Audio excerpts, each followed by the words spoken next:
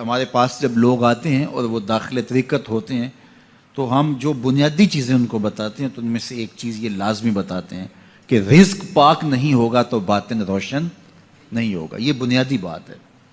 اگر رزق پاک نہیں ہے تو میرے حضور نے ارشاد فرمایا کہ ایک بندہ سفر کر کے کعبۃ اللہ کے صحن میں پہنچتا ہے اور کعبے کے پردوں کو تھام رہا ہے وَيَمُدُّ يَدَيْهِ اور لمبے لمبے ہاتھ کر کے کہتا ہے اے اللہ, لیکن اس کا کھانا حرام ہے, اس کا پینا حرام ہے, اس کا لباس حرام ہے, وہ غُذِیَ بالحرام, اس کو غذا حرام سے دی گئی ہے.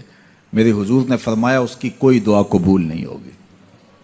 سفر کیا, جنگل پہاڑ کاٹے, سمندروں کو پاٹ کر کے آگے گیا, ہواؤں کے کلیجے چیر کے آگے بڑھا, مہینوں کی مسافتیں طے کر کے گیا اور کعبۃ اللہ کے سامنے کھڑا ہے, سین حرم میں مطاف میں کھڑا ہے, لیکن اس کا جسم حرام سے پلا ہے. اس نے جو پہنا ہے اس لباس کا تانا یا بانا حرام کا ہے, اس کو غذا حرام کی دی گئی ہے, اس نے پیا حرام کا ہے, اس نے کھایا حرام کا ہے, تو پھر اس کا یہ سارا سفر رائے گاں چلا جائے گا, اس کو کچھ نصیب نہیں ہوگا. تو سب سے پہلی شرط اس عنوان سے عقل حلال ہے. اس کے بعد پہ صدق مقال ہے کہ آپ کی زبان جھوٹ نہ بولے. جب کوئی شخص جھوٹ بولتا ہے روحانیات تو دور کی بات ہے, اللہ کے فرشتے اس سے 1 میل دور ہٹ جاتے ہیں.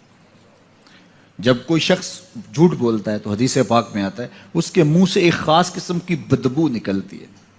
اس بدبو کو ہم نہیں سونگھ پاتے لیکن فرشتے سونگھ